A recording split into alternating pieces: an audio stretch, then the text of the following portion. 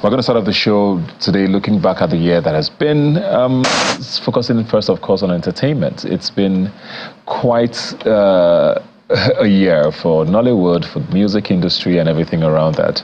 In a year that has been tough for a lot of people, there seem to be a few of the sectors for Nigerians that have, given us joy and giving us at least something to brag about. In the face of all the storm, I'm joined here by Biduni Oladayo, who's a film director. Thanks for being here today. Thank you for having me. Very well. Like I said, with Nollywood, it looks like it's been a pretty decent year. Yeah. On the one hand, there's an argument that it looks like the cinema culture is slowly dying. One, because of what the economy has become. Disposable incomes are not as easy to come by anymore. Not everybody has 1,000 or 1,500 or 2,000 naira, whatever the price is, to go sit down in the cinema and just watch a movie for 2 hours. They'd rather use that and add to their Uber money or whatever they're going to the market with. So we're seeing that happen. Then, of course, on the other hand is the fact that the streaming platforms have made people a lot more hesitant to want to go out to see anything when you can just do that in the comfort of your homes now. But when it comes to the creativity of things, it looks like we're seeing a lot of people thriving. We've seen records being broken on the streaming platforms. In cinemas now, a few movies have come out at the end of the year that are sort of giving people hope again. How would you rate the year as a whole when it comes to Nollywood? I think I'll just start by looking back, like, let's say 6-7 years ago. Like, having a Nigerian movie on Netflix was a big deal. Like, it was movies on Netflix. But now look at 2023, like, there's so many movies, not just on Netflix, there's Prime. There are other streaming platforms that are also, like, flocking into Nigeria. So it's really, really, really interesting to see that the industry has grown to that point that now a movie going on Prime Video on Netflix just looks like another movie now. And there are even Netflix originals, a lot of them, they are Prime originals, and I just see a very, very, like, bright future for the industry in general. What stood out for you this year? Because we saw movies like The Black Book, I believe, breaking all these records, and I think it got to number 3 globally, something that is unheard of. We have one that's out now that I think is number 1 non-English speaking on Netflix as well. We see Breath of Life that just came out that sort of gave a different feel of what Nollywood could look like. It's not your regular film like a lot of people have said, beautifully shot. It's a simple story, but a lot of people have said, for the first time I watched a Nollywood movie and I cried. So it's like quality even has improved, hasn't it? Personally, my philosophy towards Nollywood movies has always been great story. I think story is king every time. And yes, I understand the fact that we want to look like Hollywood with VFX, visual effects, shooting guns, but there's still that space of telling, like, really, really, really authentic stories that resonates with people.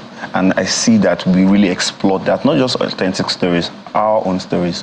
Look at movies like Jagu Jagu, it was very, very, very indigenous, and everyone connected with it. Let people see our culture. Yes, we see Harry Potter and the rest, but have they seen our own Harry Potter or our own superheroes and the rest? So I'm really, really glad that we are really awakening in that direction of accepting our own stories, accepting our own cultures, and pushing that out to the world. I think that's what will make the world really eventually listen to Africa and listen to Nollywood at the end of the day. We sticking to our own story. We can never be like them.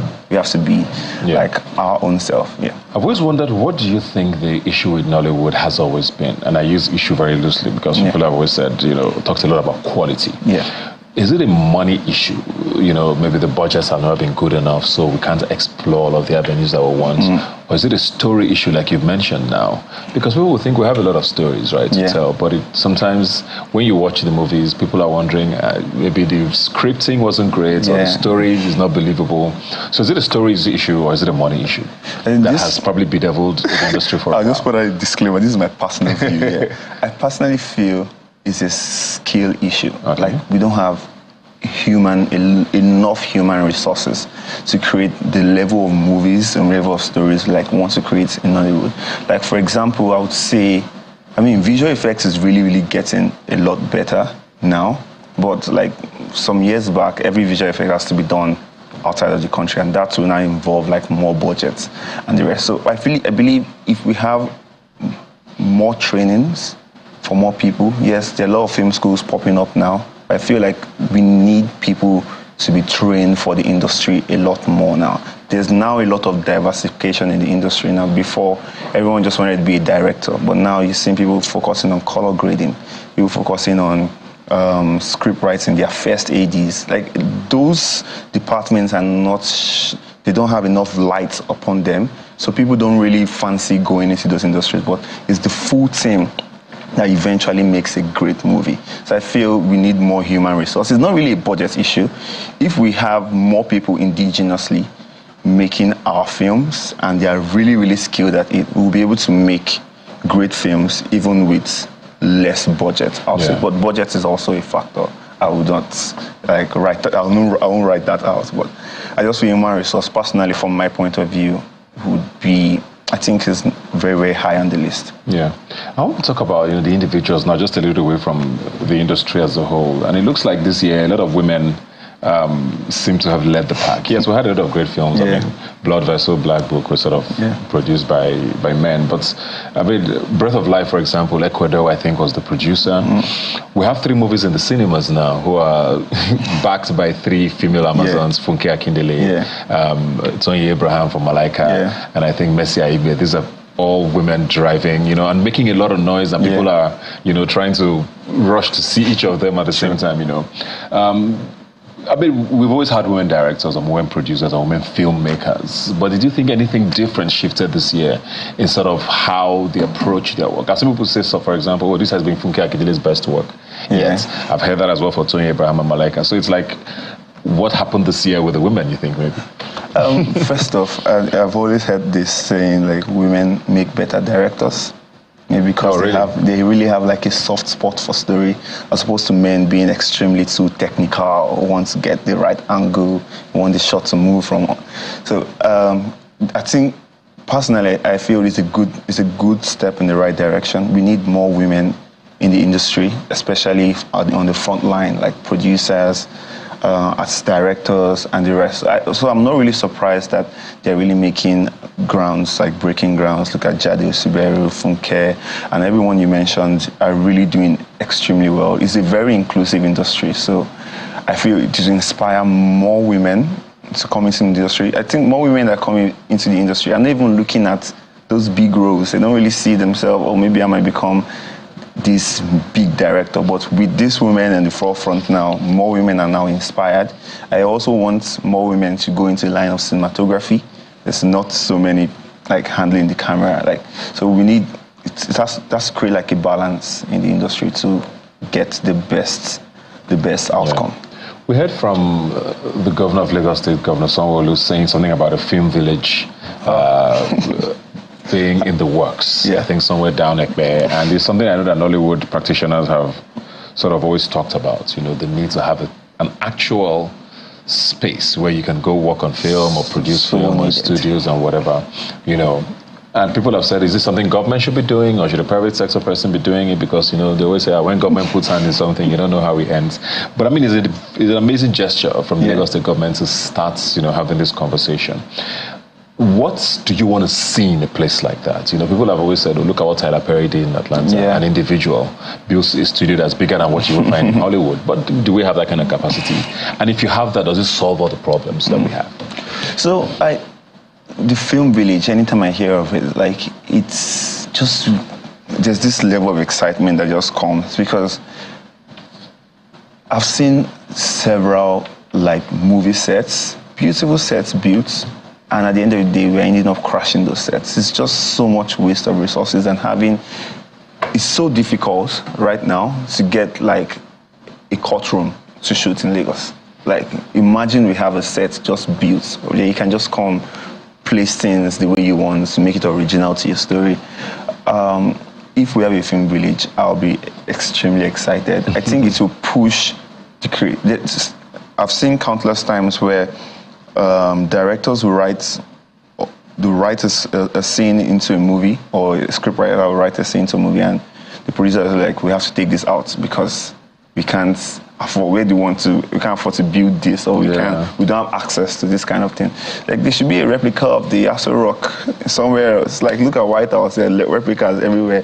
So I think it will expand and not limit filmmakers to think bigger if we have these sets already built in a film village.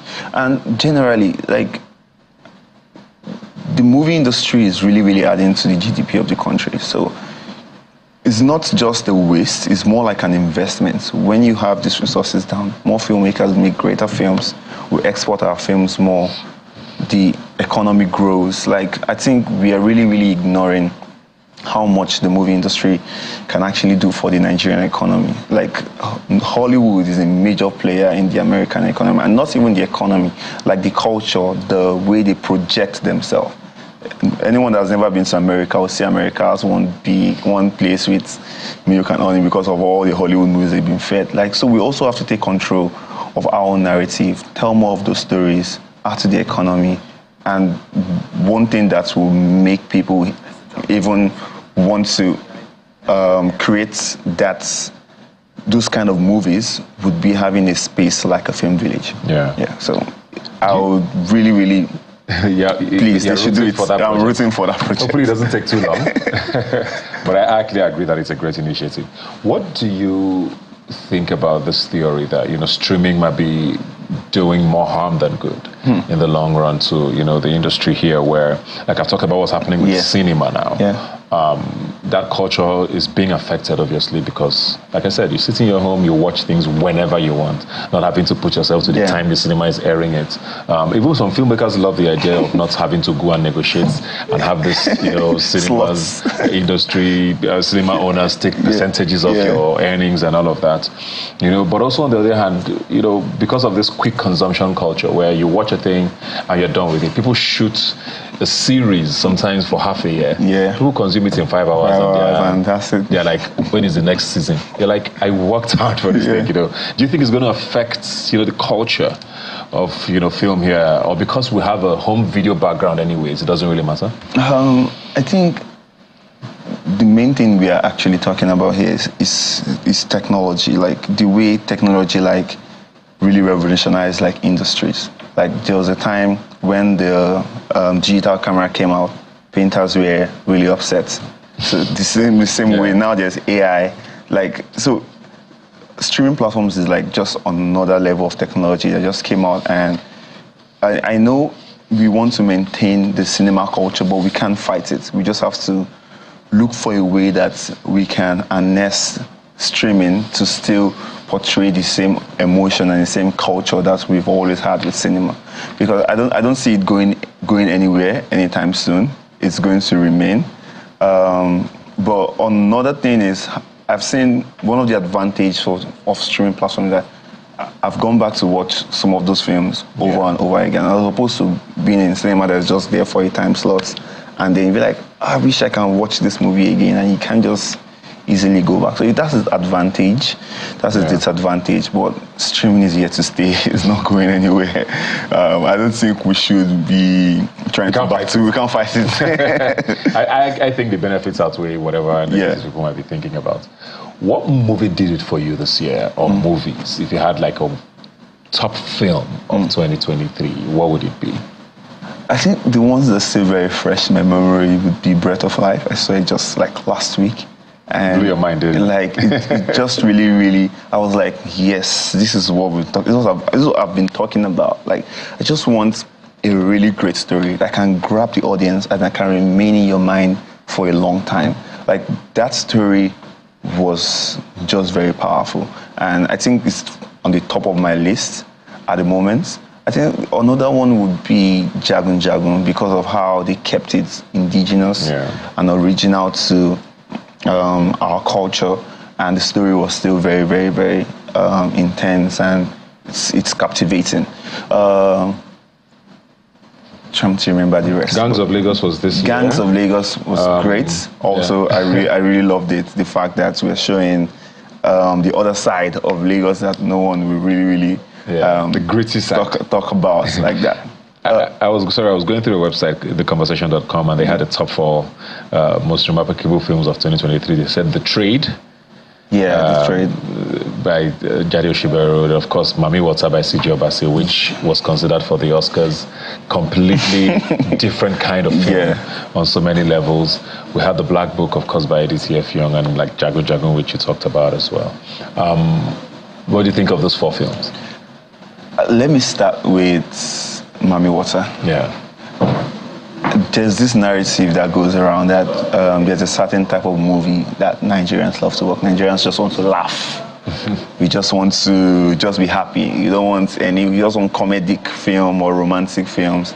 But a film like Mami Water, it's actually from like a different perspective entirely. And I really appreciated that CJ went in that direction to tell like stories that we rather see as evil or rather see as external. And just like the way I was saying, like we need to have our own superheroes. Like Mami Water doesn't necessarily mean it's evil, even though we see it as like a deity and the rest. And it beautifully told a story, beautifully shot.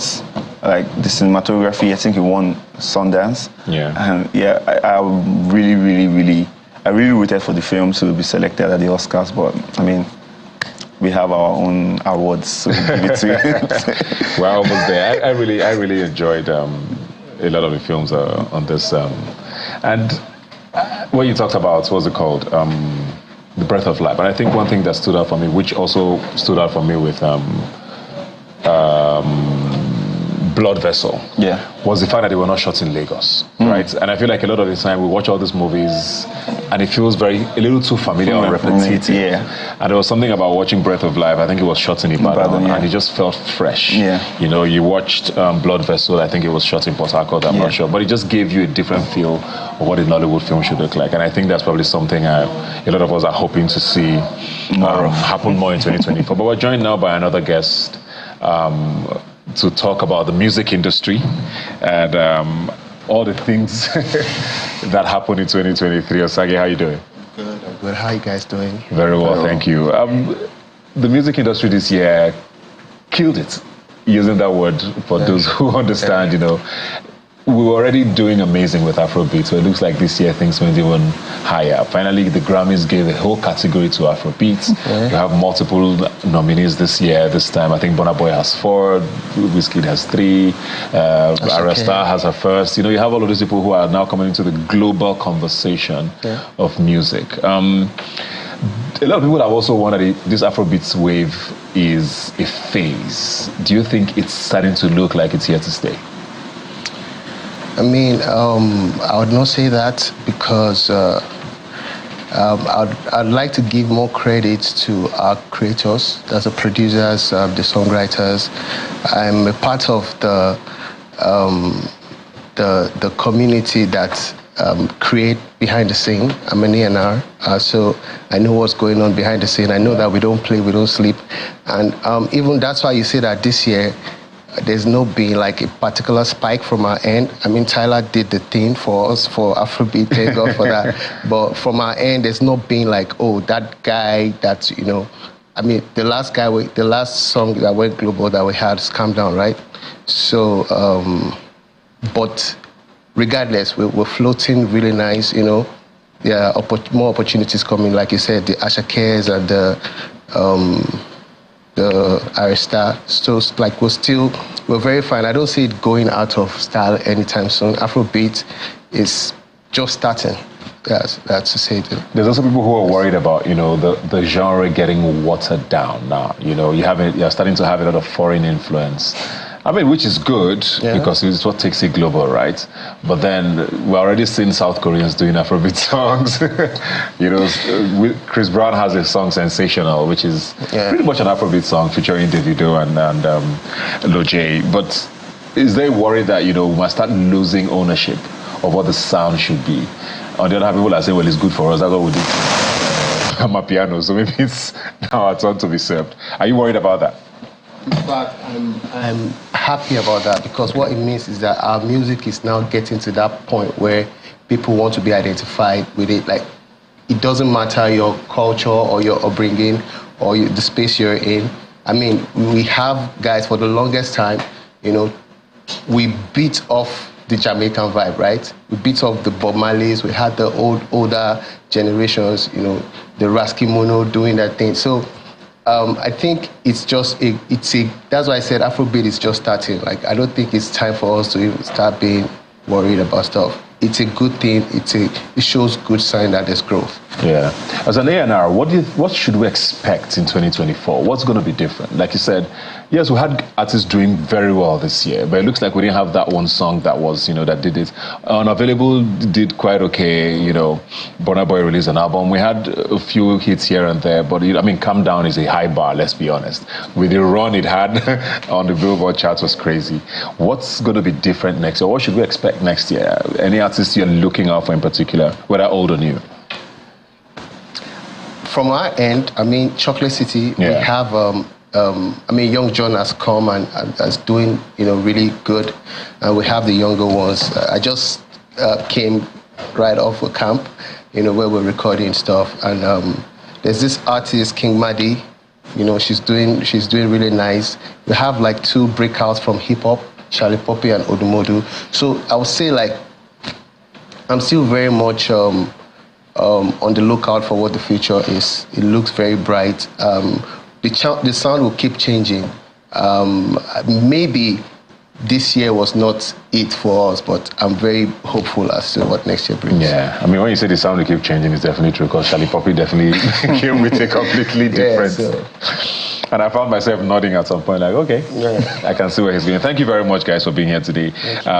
Like I said at the start of the show, Nigeria is going through a lot, but Nollywood and music seems to be the things that's keeping us, you know, hopeful and alive. And we hope that 2024 is even better. Thanks a lot for joining us. We're going to take a break and we'll be right back. Please stay with us. And just give me some reaction. I just want to